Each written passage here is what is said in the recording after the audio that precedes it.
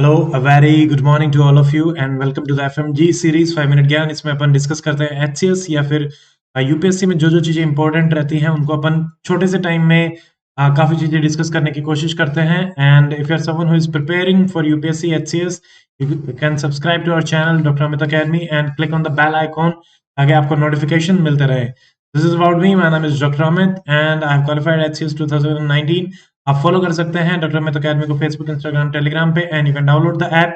1000 rupees में हमारा एक कोर्स है 1 मंथ वैलिडिटी का, 250 आवर्स के उसमें लेक्चर्स हैं एचसीएस और यूपीएससी प्रिलिमिनरी के लिए। अगर तैयारी में आपको वो बहुत ज्यादा हेल्पफुल रह सकता है।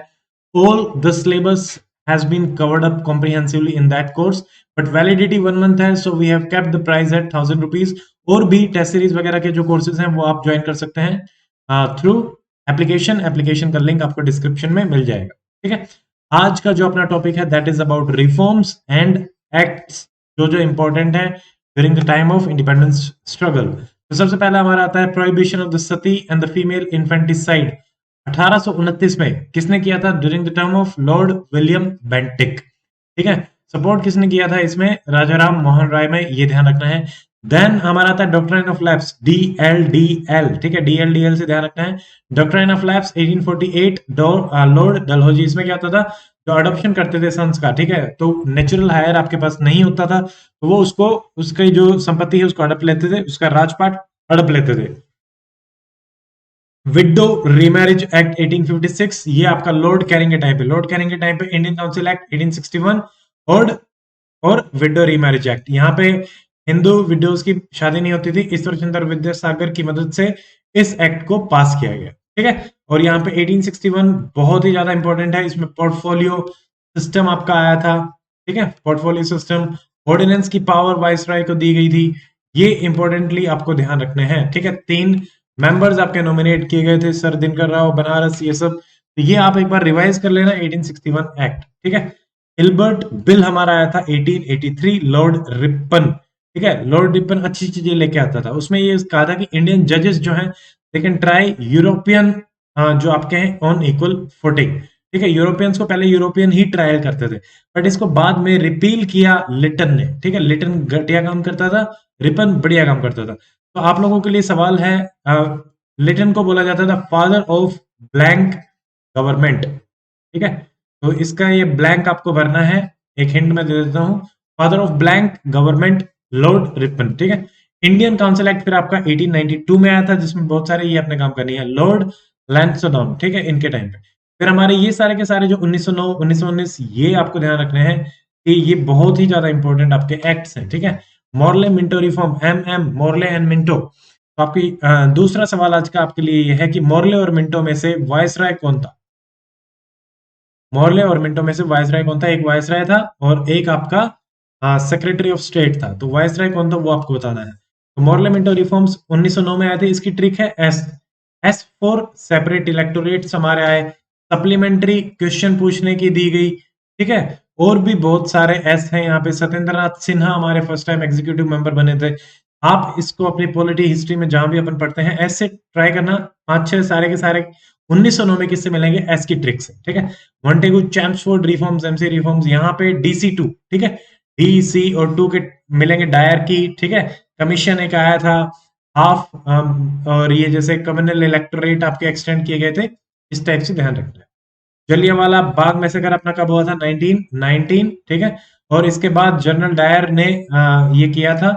इसके बाद एक कमेटी बनाई गई थी। तो आज का जो तीसरा सवाल है, आंसर ये भी करना है, क्वेश्चन नंबर 3। इसके बाद जो कमेटी बनाई गई थी उस कमेटी का आपका नाम क्या है वो आप बताएंगे। ठीक है, चैम्सफोर्ड के टाइम पे हैं दोनों तीनों, Montagu Chelmsford reforms, Jallianwala Bagh revolt act फिर आया था 1919। तो यहाँ पे भी एक्स्ट्रा ऑर्डिनरी पावर दे दी गई थी। जो भी आपके फ्रीडम स्ट्रगल थे उनको अपना पकड़ के विदाउट ट्रायल्स पकड़ के जेल में डाल सकते थे। उसी के ही प्रोटेस्ट में जलियांवाला बाग में आपकी हो रही थी वहां पे प्रोटेस्ट मूवमेंट, और उसमें फिर ये दुर्घटना हुई थी। ठीक है, साइमन कमीशन 1928 1927। ठीक है, तो 1928 लॉर्ड इरविन के टाइम पे ये आया था। सारे के सारे ऑल मेंबर्स वर वाइट, तो इसलिए साइमन गो बैक आपका चल रहा था। और ये इसमें जितने भी अपने काम हुए थे उनको रिफॉर्म्स को देखने के लिए, 1919 में जो एक्ट आया था उसको देखने के लिए।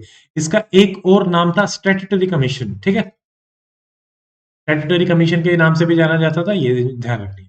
Gandhi Irwin pact 1931, Lord Irwin के टाइम पे, ठीक है, यहाँ पे बहुत सारी चीजें हुई थी। सेकंड राउंड टेबल कॉन्फ्रेंस में गांधी जी ने पार्टिसिपेट किया था, फर्स्ट और थर्ड में पार्टिसिपेट नहीं किया था, ठीक है। तो इस पैक्ट में जैसे पॉलिटिकल प्रिजनर्स उनको छोड़ा जाए, उनकी लैंड छोड़ी जाए, ठीक है, और जैसे नमक वाला जो टैक्स था वो आपका हटाया गया, इस टाइप की चीजें हुई थी। क्रिमिनल अवार्ड्स, ठीक है, 1932 लॉर्ड विलिंगडन। तो यहाँ पे क्या हुआ था कि जो डिप्रेस्ड आपकी क्लासेस हैं उनको रिजर्वेशन के लिए बात चल रही थी, तो वो कम्युनल अवार्ड हमारे यहाँ पे आए थे। और मदन मोहन मालवीय और हमारे भीमराव अंबेडकर वो गए थे गांधी जी को मनाने। गांधी जी यरवदा जेल में थे और वो वहां पे प्रोटेस्ट कर रहे थे कि भाई ये नहीं आना चाहिए, ठीक है। तो ये हो गया सेपरेट इलेक्टोरेट्स। ये तो चलो ठीक है, ये अपने को नहीं देखना, ये separate electorate 1900। Government of India act 1935, जिसमें से ऐसा बोला जाता है कि अपने सारा का सारा संविधान लगभग जो लिया गया है उसका सारा prototype government of India act से ही लिया गया है। टायर की यहाँ पे बनाएगी, फेडरल बनाने की भी इसमें प्रोविजन दिया गया था, वो तो वो फेडरल बन नहीं पाया था।